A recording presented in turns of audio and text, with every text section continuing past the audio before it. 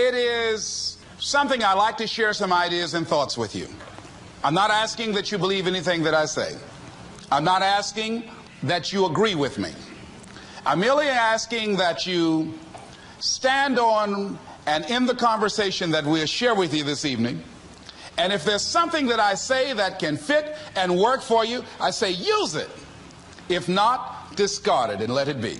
Is that all right? Yeah. Say, that's fair enough. Very good. All right.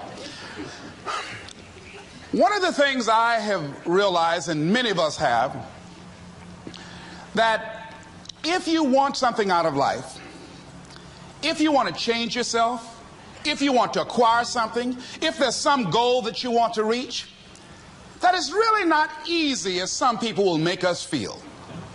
That living your dream, changing your behaviors, overcoming negative habits, it's challenging. It's hard. That living alone is just very difficult. And once we begin to come to grips with the fact that living is difficult, life is very challenging. I heard a song once by a guy named Dimples called, "If it ain't one thing, it's another." I say to you, if it ain't one thing, it's 12 others. Always something. You will never ever have a problem-free moment in life. Somebody said, and I like this, that you either in a problem or just left one or headed toward one. Anybody found that to be so? Raise your hand if you know what I'm talking about. I mean, there's always something. So how do we begin to nurture that hunger? What are the characteristics or the qualities of people that are hungry? What will it take for me to get some of the things that I want? And being hungry for those things. Number one, you've got to work on yourself.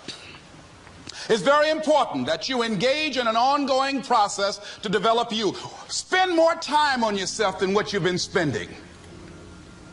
It's very important. You owe that to yourself. I was reading a book by Og Mandino called The University of Success. Read one line, gave me a chill. I didn't have to read anything else in the book. He said, many of us never realize our greatness because we become sidetracked by secondary activity. We spread ourselves too thin, don't know how to say no. And we find ourselves doing all kinds of things and never ever have time to do those things that we need to do to work on ourselves. And then there goes a second, there goes another second, there goes another second, and we can't stop and hold time. And before you know it, you wake up one day and you're behind on your dreams and your bills.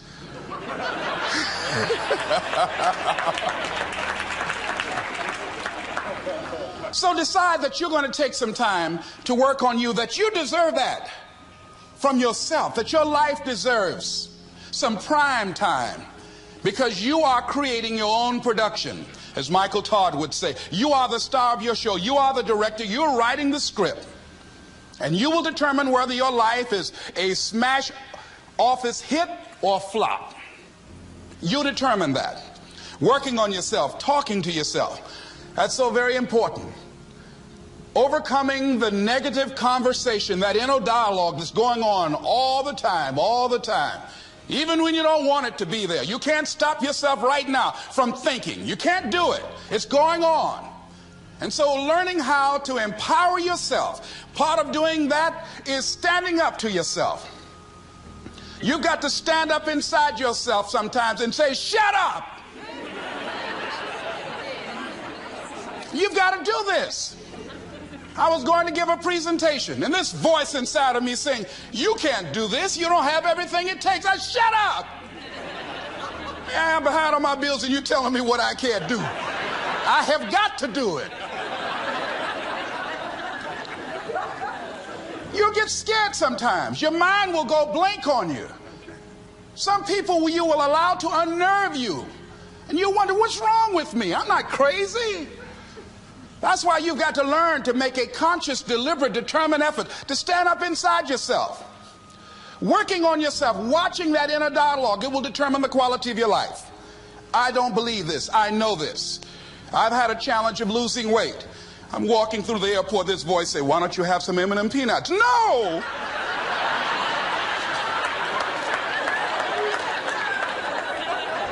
Well, just one. Then after you eat that, you might as well have a Snicker now, you sucker. mean, it's challenging. My mother fixed the kind of sweet potato pie you can't eat with your shoes on. Have to take your shoes off so you can wiggle your toes. It sticks on my fingers. It says, eat it. One little bite won't hurt. That voice, constantly. Little demons from Colonel Sanders driving my car in there. I had to say, no, no, no, no. I'll diet tomorrow. I saw a skinny man get hit by a truck. Had he had a little bit more weight, he might have lived, you know. Some of you know what I'm talking about. Raise your hand if you know that. That voice is awesome. So you have got to stand up to that voice. When you're working on something you want to achieve, you have got to stand up to that voice. You've got to sell yourself every day on your abilities, on what you're doing, on the goal that you want to reach. You've got to sell yourself every day, every day, every day. According to your level of belief, it will manifest itself in what you're doing. Whatever we have right now, whatever we're demonstrating in our lives, is a result of what we believe subconsciously that we deserve. And part of increasing that belief level is that you have got to convince yourself every day. You've got to sell yourself. I do a lot of training for many corporations, and I conduct sales seminars, and I've heard all kind of guys doing techniques and training people techniques of how to close sales and how to work with and begin to control the sale and how to ask for the close. Let me share something with you. You can learn all the techniques in the world. If you don't believe in yourself, it won't happen for you. I learned all of it. So that's why I do a training called Focus on the Seller. You've got to focus on you. And as you convince you, as you sell yourself every day, every day, every day, you will begin to see a difference in the things that you're doing. Selling yourself on your ability to perform a job, to achieve a certain objective. Telling yourself every day, here I go again. And I got what it takes. This is my day. And nothing out here is going to stop me. And when you go out there, life say, come over here. Say it again. Well, I'll be back tomorrow. That brings me to the next thing. It takes courage to act. Part of being hungry when you've been defeated, it takes courage to start over again. I used to do door-to-door sales, and I was working with another friend of mine, and door-to-door sales, I mean, it's punishing. It's cruel and unusual punishment. And I was a little boy knocking on the door. Hello, would you like to buy a nice working television set? No money down? No! Bam! They slammed the door in your face. And the friend of mine that was working with me, they slammed the door in his face, and I looked back, and he was going to the car. He said, I can't do this. And he sat down in the car. And he said, you go ahead, I'll be here when you get back. Now, he had a mother and father to take care of him. My mother was ill. I am adopted. I was hungry. I had to go on. I learned something about myself. That when you step into your fears, somebody said, it was Winston Churchill, he said that courage is going from failure to failure without losing enthusiasm. When you step into your fears and continue to push yourself to go on, something happens for you. It will enable you to transcend yourself. I went to the next door. You like to buy a nice working television? No! Bam! Went to the next one. No! Bam! After a while, I no longer took it personal.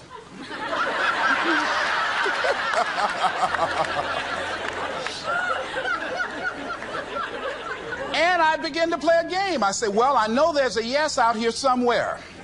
And I'm going to keep on until I find it. And I'm not going home until I do. And I continued to knock on doors. And then somebody eventually would say yes. And I said, are you sure? And I would go in there and I would get the sale. When you have something you want to do, if you don't develop the courage to do that which has been given you to do, and you spend a lot of time going around trying to convince other people or trying to get their approval, what will happen is that you will lose your nerve. And other people will convince you that what you're doing doesn't have any value, and you'll give up on your dream. It's an interesting thing about life, I've also found, that if you don't have the courage to act, sometimes and particularly if you have something special to do, life will move on you. If it were not for life, I would still be a disc jockey. I didn't just leave voluntarily to go to the state legislature. I was fired. I was working on a job, and I came home one day. I was married at the time, and I told my former wife, I said, that guy Bert I work for is stupid. She said, if he's so stupid, why does he sign you a paycheck? Now, you see why I divorced her, right? I couldn't stand her. That night, I could not sleep well. Here was a guy that was controlling my life. I was going through all kinds of changes because this man controlled my paycheck. And it was Carlyle who said, truth crushed to earth shall rise again. Winston Churchill said, the truth is incontrovertible. Malice may attack it, ignorance may deride it, but at the end there it is. And we know scripture that says, ye shall know the truth, and the truth shall set you free. And the truth that I had to come to grips with, that I wasn't in charge of my destiny. The truth was that I wasn't giving all that I had. The truth was that there are some things that I wanted to do, but I didn't have the courage to act on those things. And the truth was that Bert Childs was a blessing to me. He made life so miserable for me, I had to start looking at my life differently. I started going to work earlier.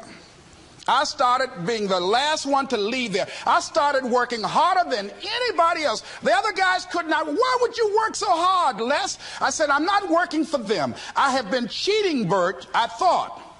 I've been cheating myself and my family. Wherever you are, whatever you're doing, do it with everything that you have. Develop the habit of giving more than what you're paid for. Develop the habit of setting standards that others will be measured by. Someone said, do not go where the path may lead, but go where there's no path and leave a trail. All right? It is easy to be negative today. It is easy to have low morale today. I was at a corporation and they're going through downsizing and going to lay off some 1,500 people over the next few weeks. It's very depressing there. And those people that stay there 9 times out of 10, they're just going to do just enough to keep from getting fired. Anybody can do that. But if you can begin to harness yourself and say that where I am, I'm going to do the best I can with what I got, because that is an expression of who I am. If you get into the habit of just being mediocre, it will become a part of your consciousness. If you get in the habit of giving less than what you have it within you to give, it will begin to reflect itself in your personality. It will begin to damage you psychologically. And you don't want to be a part of that kind of self-destructive behavior. And so you want to set some high standards for yourself. The next thing, part of what feeds that hunger, you've got to develop a sense of urgency.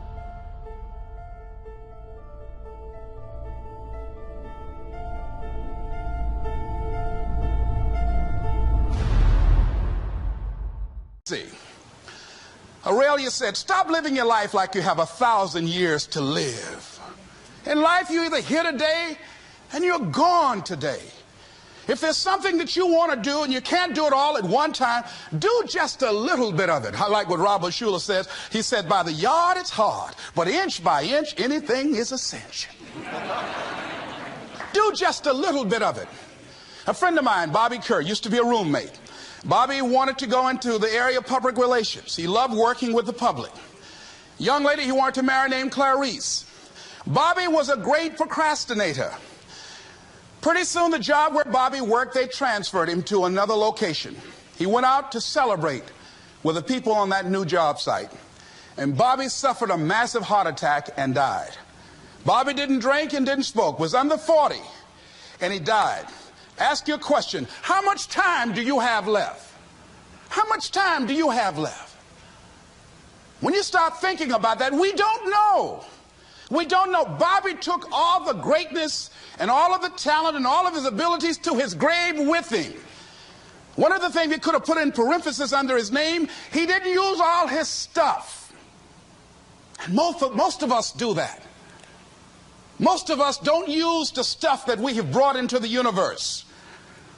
And we want to make a conscious, deliberate, determined effort to start living life with a sense of urgency and using what we've got. Using ourselves up. Sharing what we brought into the universe to share. Because if we don't, nobody else will. Stop wasting valuable time. Knowing that if we begin to live our lives as if each day were our last, our lives will take on a whole new meaning. They take on a whole new expression.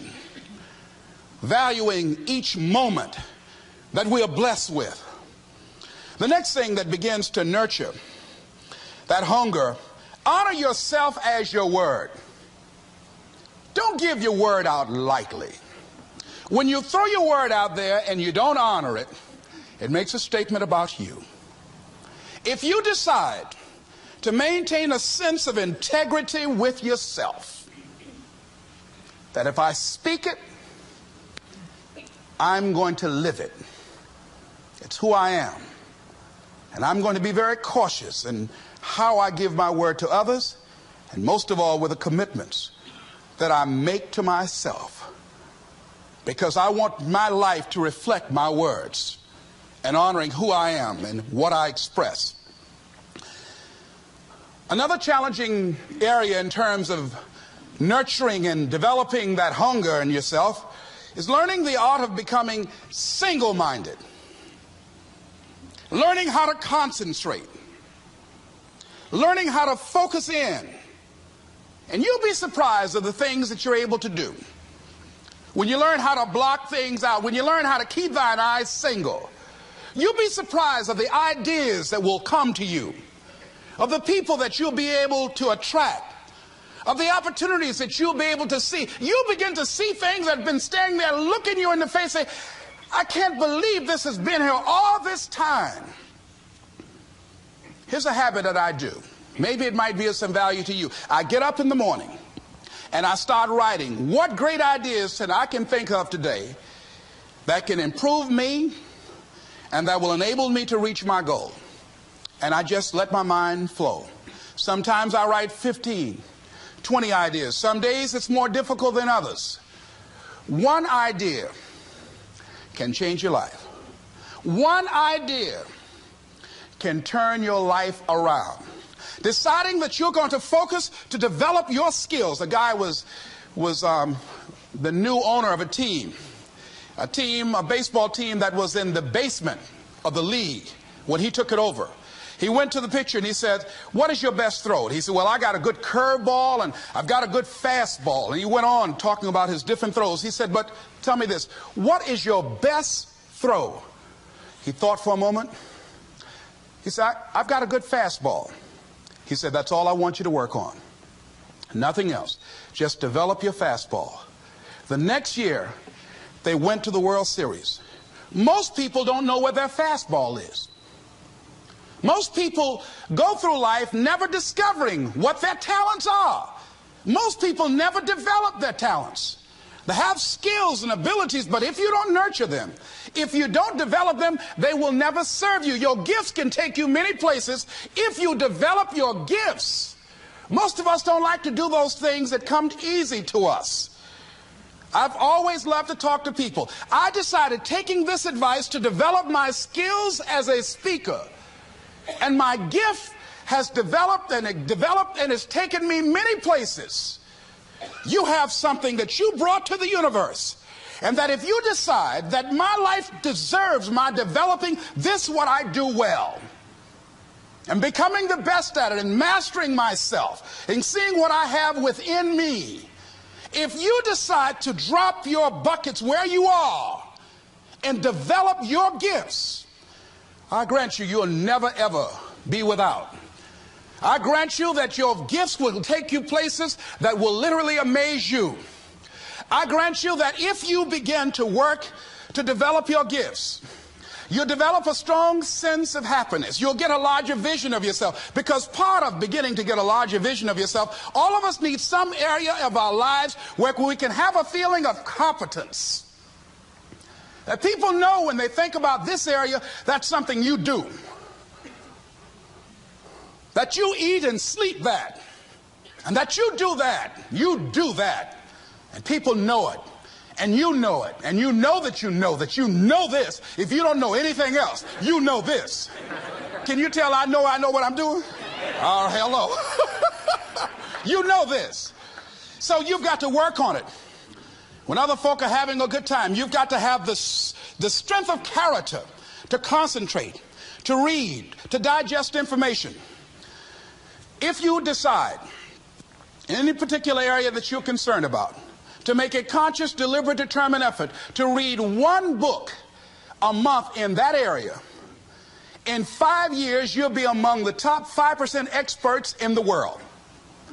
I read a minimum of 2 books a week.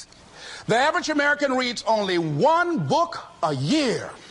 If you decide that area that you love, that you are going to master that particular area, in this era of accelerated change, overwhelming complexity, and tremendous competition, as you begin to develop and expand your skills and your talents and your vision of yourself, you will always be in control of your destiny.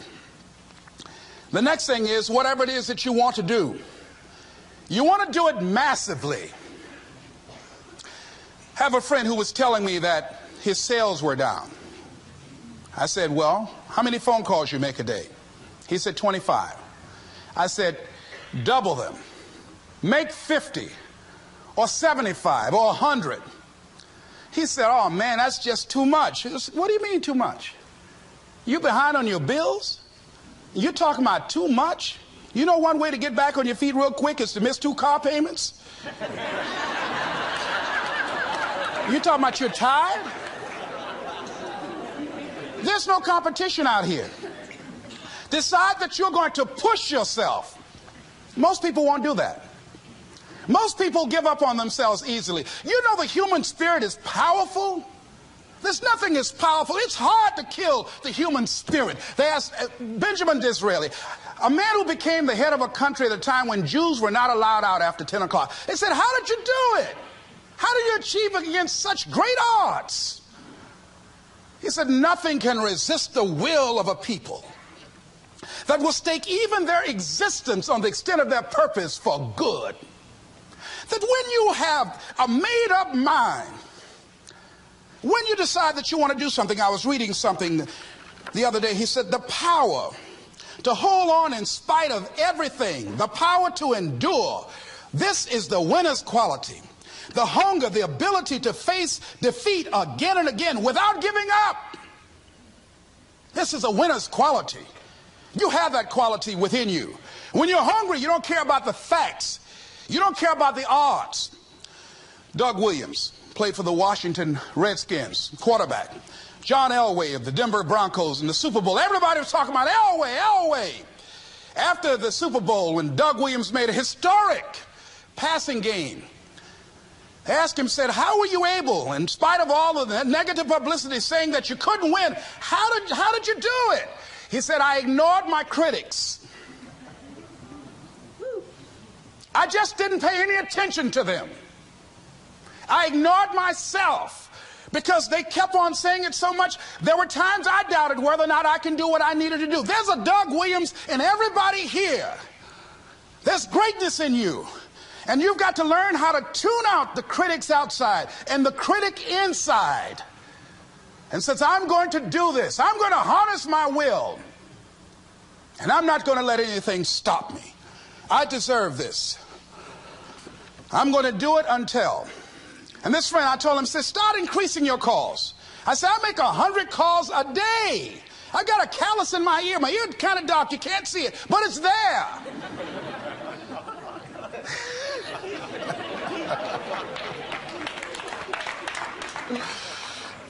His sales have increased. He's working harder now. The other thing is that if you want something, you have got to be relentless. You've got to learn how to become resourceful. You've got to learn how to become creative. When crises strike in your life, and in the Chinese language, crises mean danger, but it also means opportunity.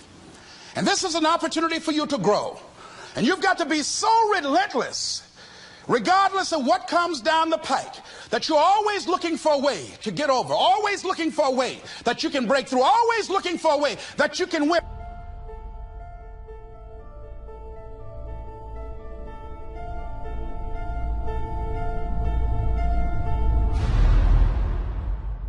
And always looking for a way that you can strike a telling blow. And pretty soon, I think there's some people watching us in the universe that say, wait, let's call a meeting over here. You know that guy Mustafa? Look at him down there. He won't stop. Just that fool don't know he can't get over. Look here. Why don't we do this? Let him go and let's mess with somebody else. Just let him go on through.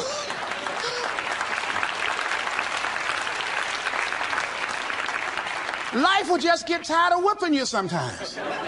And just say, just let this one go. I believe this. Now, no one has told me this, but I just kept on kicking. I didn't have sense enough to stop. I was intelligently ignorant. I didn't know what I couldn't do. So I just tried anything. And the fascinating thing about life, because you can't get out of it alive, you might as well have a good time, you know? You might as well have a good time. Live your life with passion, with some drive. I was giving a seminar the other day, and I mentioned that I was going to do some training in August with some young teenagers and take about 100 away to a 2 or 3 day camp and wipe them out. Been working on this. So after the speech, one of the parents walked up to me and said, Mr. Brown, I'd like for you to do something for my son. He's not motivated.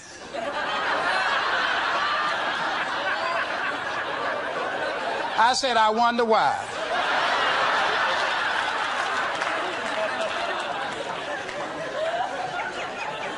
I wonder what's wrong with him. He had no fire whatsoever. See, what you do speak so loudly, folk can't hear what you're saying. And so if you don't have any fire, you've got to watch the people, the relationships that you develop. Have people of kindred mindsets. If you're around folk who are dead and negative all the time, they will affect you. You want people that are around you that have smiles on their faces, looking good. I was telling a group last week, Abraham Lincoln refused to hire a guy because of his face. They said, but the guy can't help it. He said, anybody over 30 is responsible for their face. If you have some depressing face looking at you every day, it affects your blood pressure. Keep these dead faces away from you. It's contagious. This is serious. So you've got to watch your countenance, watch your face, have an uplifted expression, watch your body posture. All of these things affect you psychically. You've got to be the kind of person that you are fearless. Fearless. Folk leave fearless people alone. There's some people walk through a neighborhood and every dog in the neighborhood would bark at them.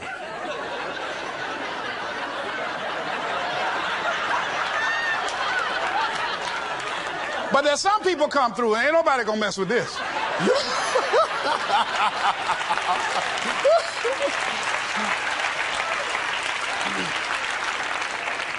You are unstoppable.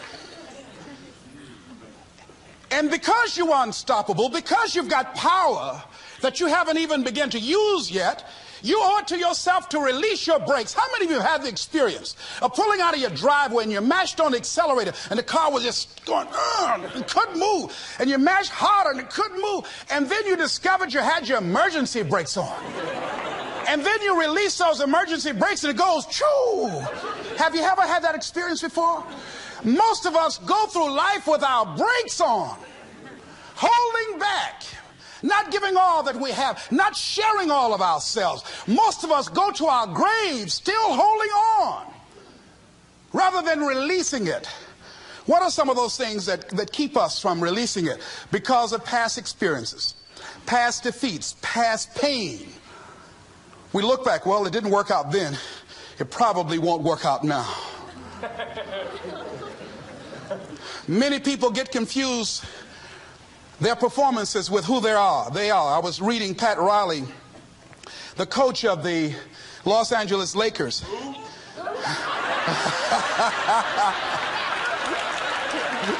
But you're going to like this quote here. After the Trailblazers had blown them out of the water, and I'm sure he said this last night, they asked him, how do you feel? He said, tonight we were exposed for what we are right now. You see? That if my speech tonight doesn't work, it doesn't mean that I'm a bad speaker. It means that what I did didn't work tonight. And I've got to separate what I do from who I am. And I've got another shot. See, the last chapter to your life has not been written yet, and it doesn't matter about what happened yesterday. It doesn't matter about the things that you've done that you feel guilty about. If you wouldn't do it today, you're convicting an innocent person. You've been reborn to a new state of consciousness. And as they say, if we knew better, we would do better. And so you begin to decide, I'm not going to be denied. I remember, and I was telling someone, and they asked me, would you repeat that again? I was interested in going into broadcasting. I'm adopted. And that was my key out. I wanted to make my mama proud of me. I was very much appreciative of what she's done for my brother and sister and I. And that was my way out. And I went over to a radio station, asked a guy and told him that I was interested in broadcasting. He looked at me in my straw hat and my overalls. He said, you have any broadcasting background? I said, no, sir, I don't. What do you do? I cut grass. Young ladies asked me what kind of work I do, and I was working on a garbage truck. I say, well, I'm a sanitary technician. He said, we don't have any job for you. I decided that was something I was going to do. I decided I'm unstoppable. I'm going to go up in here and I'm going to do this. I started going to the radio station every day, developing a relationship with the people that were doing what I wanted to do. And that's what I encourage you to do. Whatever area you want to go in, find people that are doing it the way you want to do it and develop a relationship with them. When I decided to go in this area, I wrote letters to Dr. Norman Vincent Peale, to Zig Ziglar, to Dennis Waitley, all of the giants in this area. And I said, this is something I want to do. I've been following your career. Would you help me? Dr. Norman Vincent Peale answered my letter, did an article on me, wrote about me in the most recent book that he issued, and done many broadcasts about me. I'd wanted to develop a relationship and rapport with those people that were achieving those things that I wanted to achieve. By the same token, I would go to the radio station, and I developed a relationship with the guys. And they used me as an errand boy when they needed some food or someone to go pick up entertainers that came into town. Temptation singing My Girl, Jerry Butler singing For Your Precious Love, Sam Cooke singing Darling You Send Me. I would pick up the entertainers at the airport and driving around in the disc jockeys, big Cadillacs. They didn't have any driver's license, but I was acting like I had some.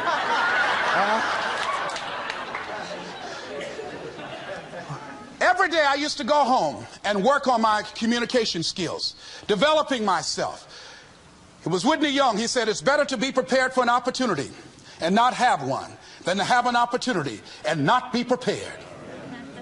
Start working and developing yourself now and prepare yourself for what it is that you want, because you expect to get it.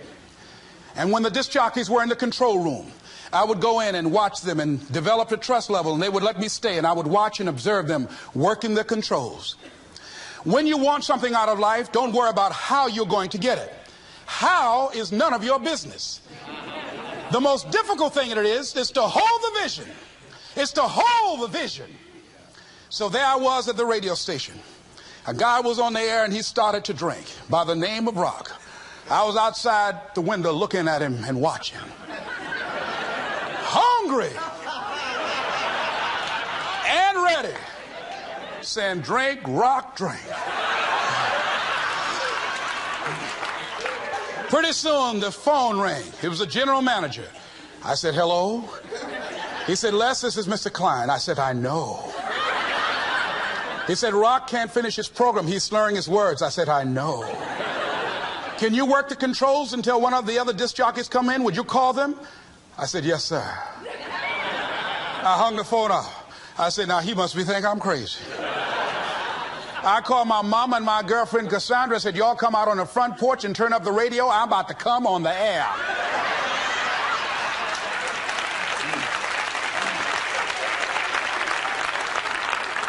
I waited about 15 minutes. I called him back. I said, Mr. Klein, I can't find nobody. He said, well, why don't you go in there and work the controls until they get there? And don't say nothing here. I said, yes, sir. I couldn't wait to sit down at that turntable, Mustafa.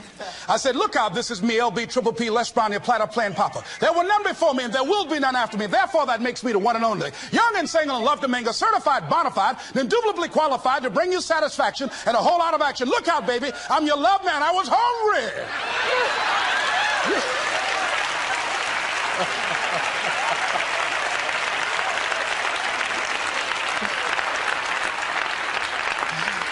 Shake somebody's hand on your right and left and say, you've got to be hungry.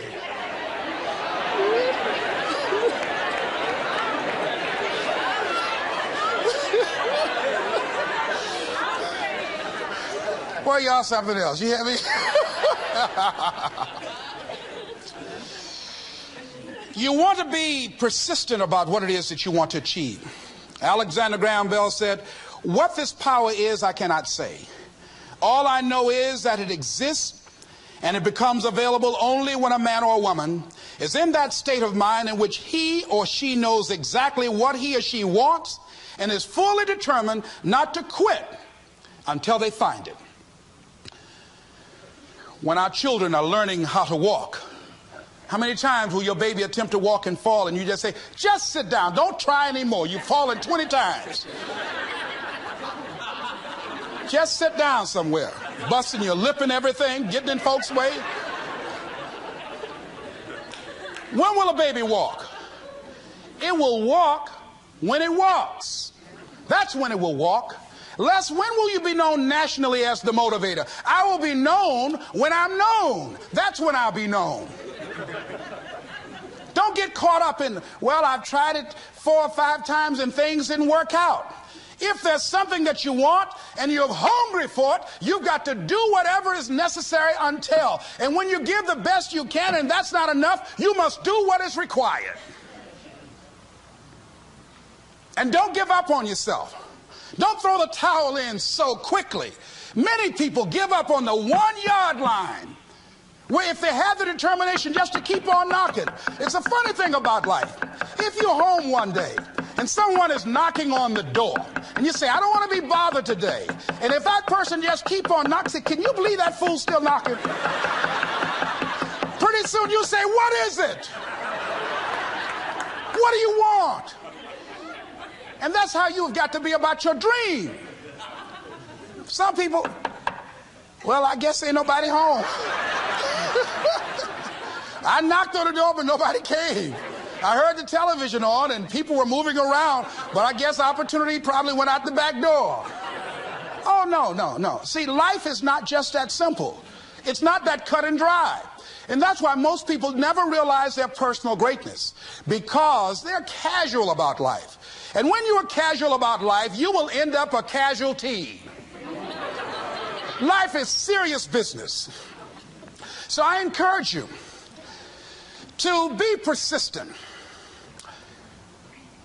to not decide that, well, I've done the best I can. I guess I just can't have it. Don't make that decision. Many of us make premature decisions about ourselves. Calvin Coolidge said something, a man who was a president that was not known for his eloquence or making any historical decisions. but something he wrote about persistence. And he says, press on. Nothing can take the place of persistence. Talent will not. The world is full of unsuccessful people with talent. Genius will not. Unrewarded genius is almost a proverb. Education alone will not. The world is full of educated derelicts. Persistence and determination alone are omnipotent. There's a person that is the embodiment of persistence and determination. A person who decided that some time ago that I'm not going to take anything to my grave with me. I'm going to use myself up, and I'm going to give and give and give until my last breath. This summer, I'm going to be working for her and with her doing training, teaching young people techniques and strategies on how to manifest their personal greatness, teaching them techniques and strategies that will change them at the subconscious level, changing their value systems, and let them see the major role they can play in society. Let's give Mrs. Rosa Parks a round of applause, if you please.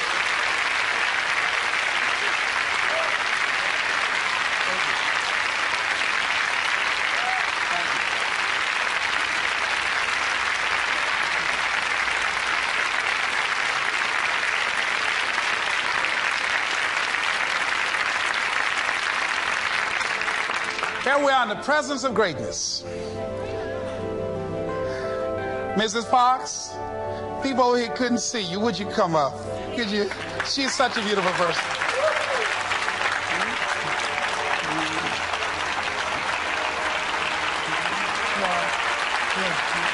Beautiful person.